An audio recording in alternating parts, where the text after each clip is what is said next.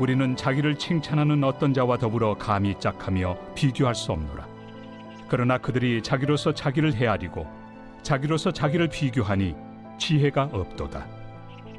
그러나 우리는 분수 이상의 자랑을 하지 않고 오직 하나님이 우리에게 나눠주신 그 범위의 한계를 따라하노니 곧 너희에게까지 이른 것이라.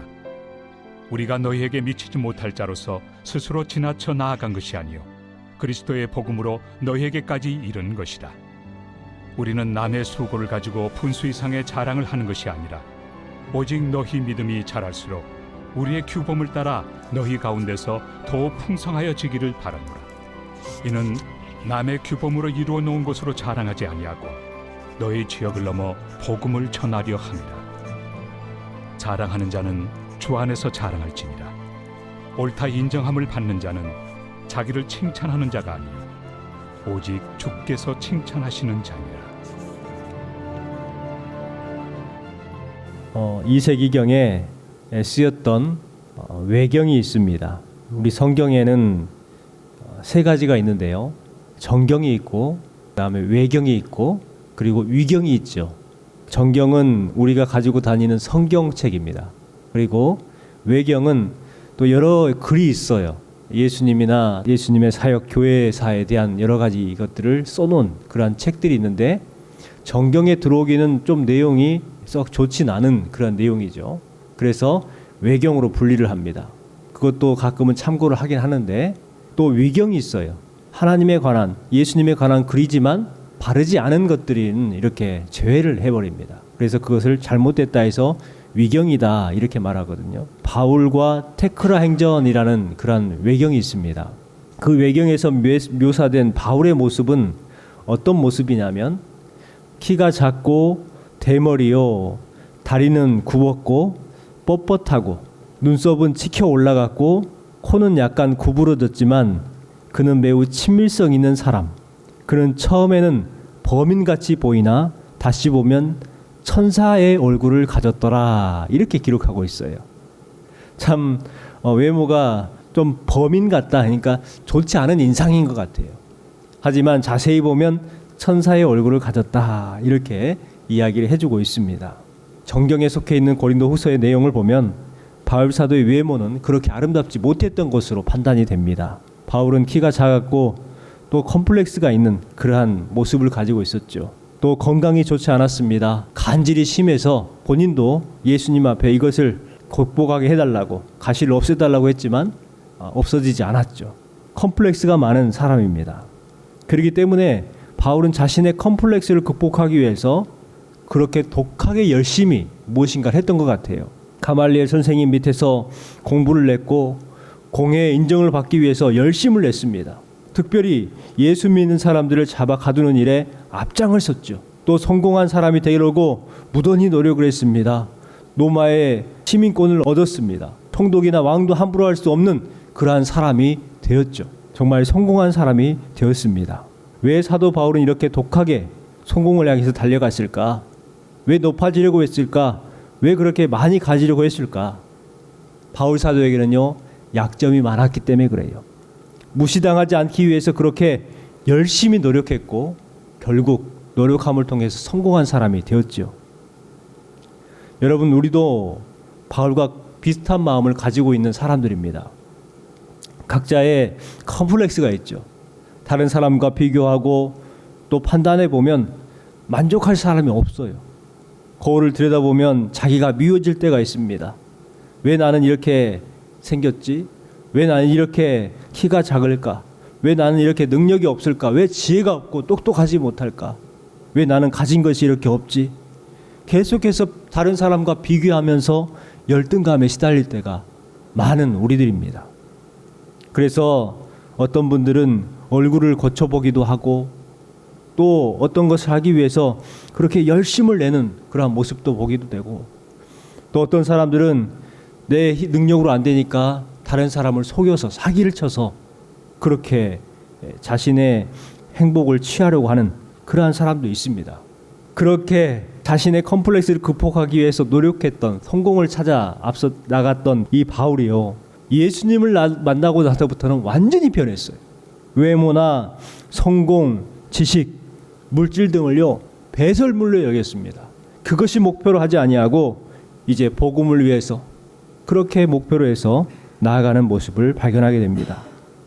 여러분, 바울이 오늘 본문에서 한 그 말을 꼭 잊지 않았으면 좋겠습니다. 어떤 말이냐면 7절 말씀에 보니까 이렇게 시작을 합니다. 너희는 외모만 보는도다. 이 말이에요. 너희는 외모만 보는도다. 이 말은 무슨 말이냐면 외모만 보는 사람이 돼서는 안 된다는 것을 말을 하는 것이죠. 사람들은 외모로 판단을 합니다. 그래서 첫인상이 중요하다라고 하잖아요. 단 5초 만에 그 사람을 판단해버려요. 외모로. 여러분, 첫인상은 좋지 않더라도 그분을 만나고 또 만나면 그분이 정말 야, 이분 괜찮네. 그 말이 긴 있다 그러잖아요. 긴. 그래서 이분은 정말 보면 볼수록 좋은 인상을 갖게 되고 또 그 사람의 속사람을 정말 알게 되잖아요. 우리는 외모만 보는 성도가 되어서는 안 됩니다. 또 다른 사람의 외모를 보고 판단해서도 안 됩니다. 세상은 외모 지상주의라고 합니다. 외모가 인생의 성패를 좌우한다고 믿고 그렇게 용모에 집착을 해요. 그것이 사회적 풍조가 되었습니다. 우리 기독교인만은 그러한 데 친숙해지면 안 되겠어요. 보이는 것보다는 보이지 않는 것이 더 중요합니다. 사람 안에 있는 하나님의 형상이 있기 때문에 우리는 겉이 중요한 것이 아니라 속 사람이 중요한 거예요. 우리는 마음 가운데 사람을 함부로 판단해서는 안 되는 거예요. 그런 것들을 빨리 빼어내야 합니다. 그런 눈, 육적인 눈을 자꾸 어두워지게 해야 되고 영적인 눈을 자꾸 뜰 수 있도록 노력을 해야 되는 거예요. 브라유라는 소년이 있습니다. 이 소년이 어렸을 때에 아버지가 하는 공방에서 놀았어요. 아버지가 목수였거든요. 그러니까 이 공방에 가면은 많은 공구가 있잖아요. 그 위험한 공구들이 많았습니다. 브라유가 어렸을 때에 아버지 공방에서 막 노는데요. 하필이면 그날 송곳을 가지고 놀았어요. 송곳을 가지고 한참 뭘 하다가 그만 눈을 다쳤습니다. 양쪽 눈이 실명이 된 거예요. 갑자기 앞을 볼 수가 없는 그러한 시각장애인이 되고 말았습니다. 그 전에는 마음대로 뛰어나지고 그리고 마음대로 다니는 곳에 놀고 그렇게 했는데 이제는 더듬더듬거리면서 방 안도 다닐 수가 없는 거예요. 분노와 슬픔으로 성장을 했던 브라유가 어느 날 자신의 눈을 멀게 했던 그 송곳을 다시 들었습니다. 그 송곳을 들고 표시하기 시작했어요. 이곳은 뭐가 있고 이것은 뭐가 있고 하나하나 찍기 시작한 거예요. 자기 나름대로의 표시를 한 것이죠. 여러분, 자신의 눈을 멀게 한 그 송곳을 가지고 이 브라유는 점자를 만들기 시작했습니다. 시각장애인들이 점자를 이용해서 글씨를 읽잖아요. 그것이 브라유가 처음 시작을 한 거예요. 여러분, 만약에 내가 눈이 멀었다고 내가 앞을 볼 수 없다고 모든 것을 자포자기하고 그렇게 세상적인 생각을 가지고만 살았다면 브라유는 절대로 성공한 사람이 되지 못했을 겁니다.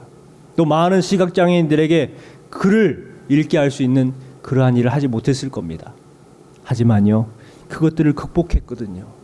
자신의 외모를 생각하지 아니하고 그때부터 참된 눈을 뜨기 시작했습니다. 여러분, 주님께서는요, 한계에 따라 더욱 위대하게 해주셔요. 유명한 무디 목사님이 있습니다. 미국의 상류층들도 그 목사님의 말씀을 듣고 변화됐어요. 어느 날 예배를 열심히 드리고 그렇게 말씀을 마쳤습니다. 그런데 어떤 사람이요, 말씀을 듣고 있던 사람이 이 목사님에게 찾아왔어요.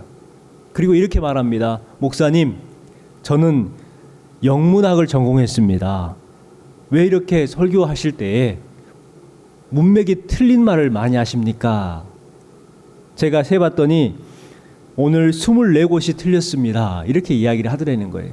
그럴 수밖에 없는 게 무디 목사님은 초등학교밖에 안 나왔거든요. 그러니 영문학을 전공하신 분이 봤을 때는 틀린 것 투성인 거예요. 그러자 무디 목사님이 이렇게 대답했답니다. 저는 초등학교만 나와서 문법적으로 24곳이나 틀린 실력으로도 힘들게 하나님의 말씀을 전하는데 박사님은 완벽한 문장을 구사하면서도 왜 하나님의 말씀을 열심히 전하지 못하십니까? 이렇게 말했다는 거예요.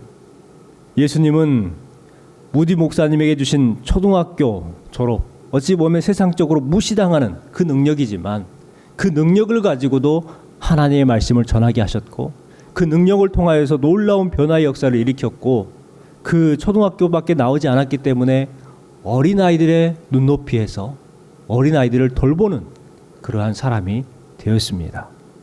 그렇기에 무디 목사님이야말로 참된 지혜를 가지고 있는 목사님이 아닌가 생각을 해봅니다. 우리는 늘 하나님 앞에 겸손하게 내 자신의 부족한 것을 하나님 앞에 맡기고요. 무디 목사님처럼 내게 할 수 있는 것을 최대한을 다해서 하는 삶을 살아가야 합니다. 사도 바울께서도 이렇게 고백하잖아요. 나의 나된 것은 하나님의 은혜도 된 것이라. 나의 나된 것은 하나님의 은혜로 된 거예요. 또한 그리스도인은 주님 앞에 칭찬받기를 기뻐해야 합니다. 자신이 최고라고 자랑하는 나이벌 의대생이 2명이 있었어요. 그러니까 사람을 이렇게 보고 나서 저 사람 어디가 아프구나 라는 것을 판단하는 그러한 능력이 점점 성장을 했습니다. 어느 날 2 학생이 이 병원 복도를 걷고 있는데 한 남자가 매우 고통스러운 표정 그리고 허리를 숙이고 배를 움켜쥐고 걷지를 잘 못하는 거예요. 그 의대생 2명이 그 사람의 모습을 보고 이야기를 합니다. 저 사람은 분명 관절염이 있을 거야. 관절이 안 좋아가지고 이렇게 구기고 오는 거야. 옆에 있는 학생이 이렇게 말합니다. 아니야. 저 사람은 허리가 안 좋아. 디스크야. 틀림없어. 이렇게 이야기한 거예요. 자기가 옳다는 것이죠. 자기가 맞을 거라 그런 거예요. 그때 그 남자가요. 천천히 오더니 그 학생들에게 이렇게 묻더랍니다. 저 화장실이 어디예요? 그러니까 여러분 서로 막 자랑을 했는데 둘 다 틀린 거예요. 어찌 보면 무식한 것이 돼버린 거죠. 여러분 우리는요 내 자랑, 내 지식을 자랑하는 것 어찌 보면 지혜롭지 못한 자랑을 할 때가 있습니다. 그렇기 때문에 사람들 앞에 지혜를 자랑하거나 능력 자랑하거나 다른 것을 자랑하는 것이 아니라 주님 앞에 칭찬받기를 기뻐하는 우리는 삶을 살아가야 될 줄 믿습니다. 여러분 참된 칭찬은요 주님 앞에 받는 칭찬이 참된 칭찬입니다. 그래서 오늘 주신 말씀에 보면 분명 그와 같은 말씀을 허락해 주고 있죠. 자 17절에 보니까 자랑하는 자는 주 안에서 자랑할지니라. 고린도 교회에는 문제점이 여러 가지가 있었지만 또 그 중에서도 한 가지가 뭐냐면 자신의 은사를 자랑하는 사람들이 많았어요. 그래서 내가 가진 은사, 내가 지금 하고 있는 은사를 최고로 여겼어요. 그래서 그 모습을 안타까워한 사도 바울께서는 자랑하는 자는 주님 앞에 자랑해라는 거예요. 주님 안에서 자랑하라는 거예요. 주님께 칭찬 듣기를 기뻐하라는 것입니다. 그래서 18절에 이렇게 말씀합니다. 옳다 인정함을 받은 자는 자기를 칭찬하는 자가 아니요 오직 주께서 칭찬하는 자니라 이렇게 말하고 있습니다. 여러분 주님 앞에 옳다 인정받고 또 칭찬 듣기를 기뻐할 수 있는 귀한 성도의 삶을 살아내시기를 주님의 이름으로 축원합니다.